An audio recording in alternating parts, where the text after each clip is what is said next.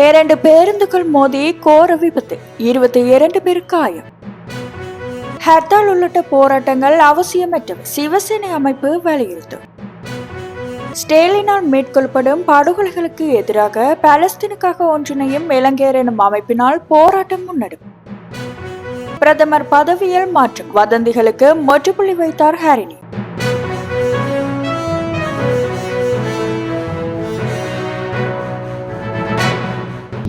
மொனரகலை வெளியய பகுதியில் இலங்கை போக்குவரத்து சபைக்கு சொந்தமான பயணிகள் பேருந்தும் சுற்றுலா சென்ற தனியார் பேருந்தும் நேருக்கு நேர் மோதி விபத்துக்குள்ளானதில் ஒருவர் உயிரிழந்ததுடன் 22 பேர் காயமடைந்துள்ளனர். விபத்தில் தாம்பகல பகுதியைச் சேர்ந்த 32 வயதுடைய இலங்கை போக்குவரத்து சபை பேருந்தின் சாரதி உயிரிழந்ததாக போலீசார் உறுதிப்படுத்தியுள்ளனர். தாம்பகலவில் இருந்து மொனரகலை நோக்கி சென்று கொண்டிருந்த இலங்கை போக்குவரத்து சபை பேருந்தும் சுற்றுலா பயணத்தில் ஈடுபட்டு தனியார் பேருந்தும் மோதியதில் இந்த துயர சம்பவம் ஏற்பட்டுள்ளது. காயமடைந்த 22 பேர் மொனரகலை வைத்தியசாலையில் சிகிச்சைக்காக அனுமதிக்கப்பட்டுள்ளனர். விபத்து தொடர்பாக மொனரகலை போலீசார் விசாரணைகளை மேற்கொண்டு வருகின்றமை குறிப்பிடத்தக்கது.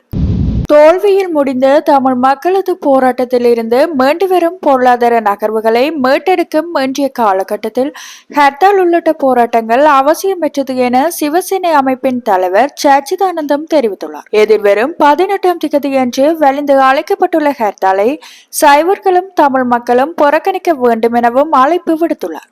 யாழ் ஊடக அமையத்தில் நேற்று நடைபெற்ற ஊடக சந்திப்பில் எவ்வாறு கூறிய சச்சிதானந்தம் மேலும் தெரிவிக்கையில், தற்போது அழைப்பு விடுக்கப்பட்ட கடையெடுப்பு போராட்டம் என்பது கடைத்தடுத்த கைவர்கள் விடுத்துள்ள அழைப்பு. இதை சைவர்கள், குறிப்பாக தமிழர்கள் புறக்கணிக்க வேண்டும்.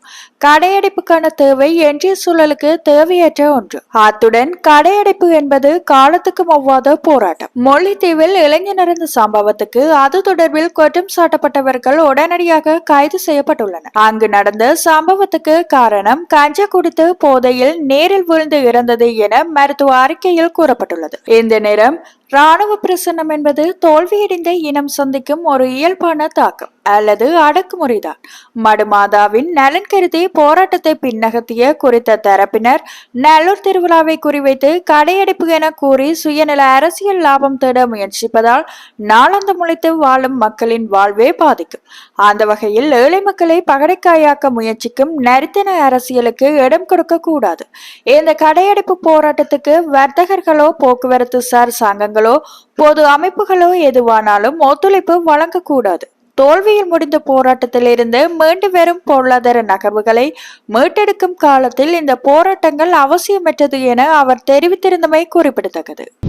பாலஸ்தீனுக்காக ஒன்றிணையும் இலங்கையர் எனும் அமைப்பினால் நேற்றைய தினம் ஸ்டேலினால் மேற்கொள்ளப்படும் படுகொலைகளுக்கு எதிராக கண்டனம் தெரிவித்த பாலஸ்தீன் காசா மக்களின் உயிர் பாதுகாப்புக்காகவும் அவர்களுக்கு ஆதரவு வேண்டியும் மாபெரும் போராட்டம் முன்னெடுக்கப்பட்டது. பெருமளவான முஸ்லிம், தமிழ், பௌத்த மற்றும் கத்தோலிக்க மக்கள் ஒன்றிணைந்து பொருளை கிணத்துக்கு முன்பாக உள்ள சுற்றுவட்டத்தில் இருந்து பொருளை கேம்பல் மைதானம் வரை சுதந்திர பாலஸ்தீனத்துக்காகவும் ஸ்டேலின் கொலைகளுக்கு எதிராகவும் யுத்தத்தை நிறுத்தி பாலஸ்தீன் மக்களுக்கு பாதுகாப்பு வழங்கவும் அவர்களுக்கு உணவு, மருத்துவ வசதிகள் வழங்கப்பட வேண்டும் எனவும் வேண்டிய வாசகங்களுடன் சுலோகங்கள் மற்றும் பிணர்களை ஏந்தி மக்கள் பேரணியாக சென்று கேம்பல் மைதானத்தில் கண்டன கூட்டத்தை நடாத்தினர். இலங்கை பாலஸ்தீன் ஒருமைப்பாட்டு அமைப்பின் பிரதி தலைவர் ஆமின் இசுதீன் வரவேற்புரையை வழங்கினார். அதனைத் தொடர்ந்து பிரதி சபாநாயகர் டாக்டர் ரிஸ்வி சாலி வேகண்டவெல ராகுல தேரர் நாடாளுமன்ற உறுப்பினரும் பாலஸ்தீன் பாராளுமன்ற நட்புறவு சங்கத்தின் பிரதி தலைவருமான டாக்டர் நாஜித் இண்டிக, சோசலிச இளைஞர் அமைப்பின் செயலாளர் அட்ஜன் சம்பத், ப்ரீ பாலஸ்தீன் இயக்கத்தின் உறுப்பினர் திருமதி மௌலனி குணத்திலக, மக்கள் போராட்ட குழுவின் சட்டத்தரணி சுவாஸ்திகா அருணலிங்கம், ஃப்ரண்ட்லைன் சோசலிச கட்சியின் உறுப்பினர் நுவான் போப்கே உள்ளிட்ட பலரும் கலந்து கொண்டிருந்தமை குறிப்பிடத்தக்கது. ஸ்டேல் பாலஸ்தீனில் மேற்கொண்டு வரும் அராஜகங்கள் மற்றும் அப்பாவிகளை படுகொலை செய்தல், மக்கள் குடிமனைகள், வைத்தியசாலைகள், அகதி முகாம்கள் மீது கொண்டு போட்டு மக்களை கொன்று குவித்து வருவதற்கு எதிராகவும் அவர்களை கண்டித்தும் துன்பப்படும் பாலஸ்தீன் காசா மக்களுக்கு ஆதரவாகவும் காரசாரமான கருத்துக்களை முன்வைத்து பேசியிருந்தனர். அநியாய கொலைகளுக்கு எதிர்ப்பு தெரிவிக்கும் மேற்படி பேரணி கூட்டத்தில் பிரதி சபாநாயகர் டாக்டர் ரிஸ்வி சாலி, பிரதி அமைச்சர் முனீர் முலப்பர், பாராளுமன்ற உறுப்பினர் டாக்டர் நாஜித் இண்டிக, அரசு தனியார் ஊழியர்கள், மத தலைவர்கள், பல்துறை சார்ந்த புத்திஜீவிகள், பெண்கள், குழந்தைகள் என பெருந்திரளானவர்கள் இனமத பேதமின்றி கலந்து கொண்டிருந்தமையும் குறிப்பிடத்தக்கது. தேசிய மக்கள் சக்தி தலைமையிலான அரசுக்குள் குழப்பமன்று வதந்திகளை பரப்பி ஆட்சியை பிடிக்கலாம் என்று எதிர்கட்சிகள் கனவு காணக்கூடாது. நாட்டு மக்களின் அமோக ஆணையை பெற்ற இந்த அரசை எந்த சக்தியாலும் அசைக்கவே முடியாது என பிரதமர் கலாநிதி ஹரணி அமரசூரிய தெரிவித்தார் என தமிழ் மின்னதல் ஒன்று செய்தி வெளியிட்டுள்ளது. பிரதமரை மாற்ற வேண்டுமா இல்லையா என்பதை ஜனாதிபதி தான் முடிவு செய்ய வேண்டும். எந்த விடயத்தில் எதிர்கட்சிகளுக்கு என்ன அவசரம் எனவும் அவர் கேள்வி எழுப்பியுள்ளார். பிரதமர் பதவியை நான் எந்த சந்தர்ப்பத்திலும் துஷ்பிரயோகம் செய்யவில்லை. ஜனாதிபதி என் மீது வாய்த்துள்ள நம்பிக்கையை நான் கேள்விக்குட்படுத்தவில்லை. ஜனாதிபதியும் தேசிய மக்கள் சக்தி அரசும் என் மீது அழுத்தங்கள் இதனையும் இதுவரை பிரயோகிக்கவில்லை.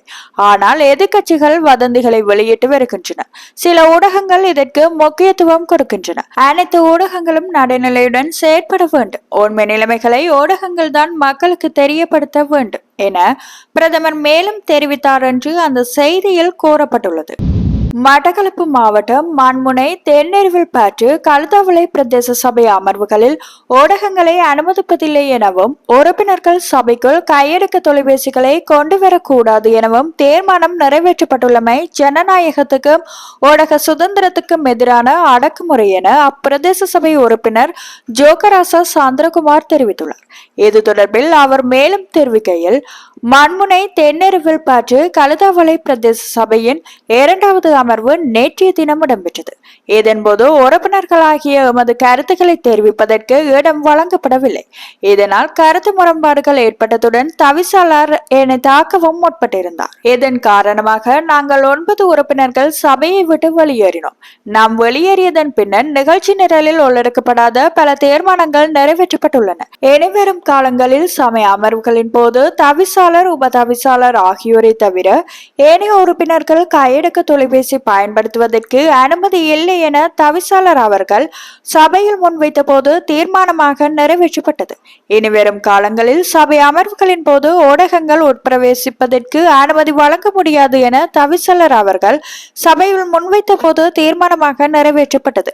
இந்த தீர்மானமானது எமது உரிமைகளை மீறும் செயல் என்பதுடன் ஊடக அடக்குமுறையும் ஆகும். சபையிலே இடம்பெறுகின்ற அதிகார துஷ்பிரயோகங்களும் அடக்குமுறைகளும் அடாவடிகளும் வெளியில் வரக்கூடாது என்பதற்காக திட்டமிட்டு எம்மை வெளியேற்றிவிட்டு இந்த தீர்மானங்கள் எடுக்கப்பட்டுள்ளன. அதிகார துஷ்பிரயோகங்களும் ஊழல்களும் இடம்பெற்று வரும் நிலையில் சபையில் இடம்பெறும் விடயங்கள் வெளியில் தெரியக்கூடாது என்பதற்காக எவ்வாறான தீர்மானங்களை எடுப்பது ஜனநாயக மீறலும் ஊடக அடக்குமுறையும் ஆகும். உள்ளூராட்சி மன்ற சட்டத்திட்டங்களுக்கு அமைய இயங்காத இந்த சபை தொடர்பில் உரிய அதிகாரிகள் கவனம் செலுத்த வேண்டும் எனவும் குறிப்பிட்டுள்ளார். செம்மணி மனித புதைகுழி தொடர்பில் நேதியான சர்வதேச விசாரணையின் அவசியத்தை வலியுறுத்தி பிரித்தானியாவில் நேற்று கவனஈர்ப்பு நடைபயணம் ஒன்று இடம்பெற்றது. இந்த கவனஈர்ப்பு நடைபயணம் நியாயம் தேடும் நம் பயணம் தொடரும் என்ற தொனிப்பொருளின் முன்னெடுக்கப்பட்டது. தமிழீழ சுயநிர்ணய அமைப்பு இந்த நடைபயணத்தை ஏற்பாடு செய்திருந்தது.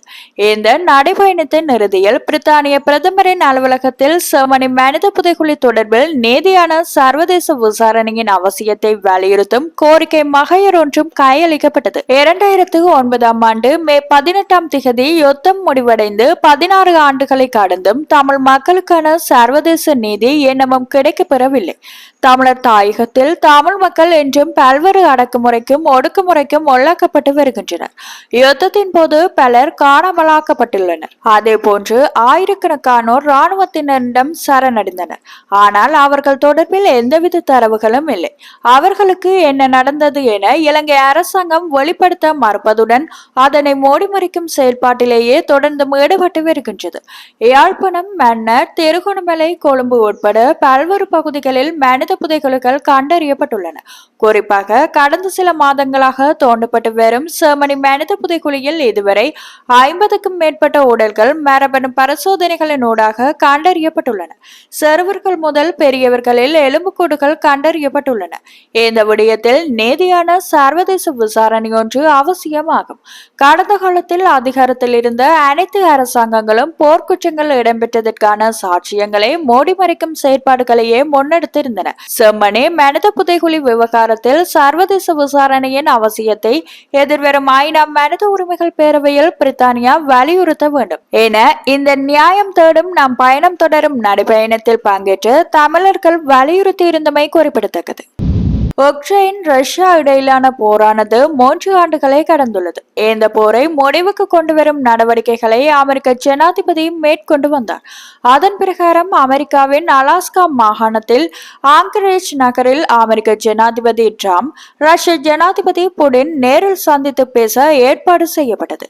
இந்த சந்திப்பு அலாஸ்காவின் ஆங்கரேஜில் உள்ள எலம் கட்ச் ரிச்சர்டன் கூட்டு ராணுவ தளத்தில் நடைபெற்றது. இங்கு புடினுக்கு சிவப்பு கம்பள வரவேற்பை டிரம்ப் அளித்தார். இங்கு இரு நாட்டு தலைவர்களும் ஒன்றாக நின்று புகைப்படம் எடுத்துக் கொண்டனர். சுமார் 3 மணி நேரத்துக்கு பின்னர் இந்த பேச்சுவார்த்தை முடிவுக்கு வந்தது. பின்னர் இரு நாட்டு ஜனாதிபதிகளும் கூட்டாக செய்தியாளர்களை சந்தித்தனர். அப்போது புடின் கூறியதாவது, எங்களுக்கு இடையே நடந்த போர் நிறுத்தம் பற்றிய பேச்சுவார்த்தையின் மூலம் நல்ல முன்னேற்றம் ஏற்பட்டுள்ளது. நானும் டிரம்பும் வெளிப்படையாக பேசினோம். டிரம்ப் ஜனாதிபதியாக இருந்திருந்தால் போர் தொடங்கி இருக்காது என கூறியிருந்தார். அது உண்மைதான். டிரம்புக்கு நான் நன்றி தெரிவிக்க விரும்புகின்றேன். எங்களுக்கு இடையே நடந்த பேச்சுவார்த்தை உக்ரைனில் அமைதியை கொண்டு வரும் என நம்புகின்றேன். உக்ரைனில் காணப்படும் சூழ்நிலை எங்களுடைய பாதுகாப்புக்கு அடிப்படையில் ஒரு அச்சுறுத்தலாக உள்ளது.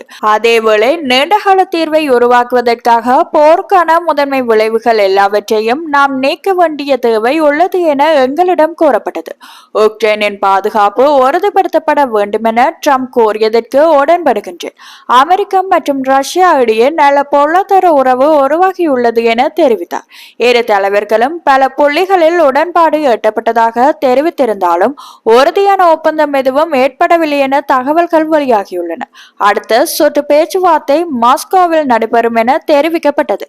இந்த சந்திப்பில் கருத்து வெளியிட்ட டிரம்ப், ஒரு முக்கியமான பிரச்சினை இன்னும் தீர்க்கப்படவில்லை. விரைவில் உக்ரைன் ஜனாதிபதி வோலோடிமிர் ஜெலன்ஸ்கி மற்றும் ஐரோப்பிய தலைவர்களுடன் தொலைபேசி வழியாக பேச உள்ளேன். எதிர்காலத்தில் ஜெலன்ஸ்கியை உள்ளடக்கிய முத்தரப்பு சந்திப்பு நடைபெறலாம் என தெரிவித்திருந்தமை குறிப்பிடத்தக்கது.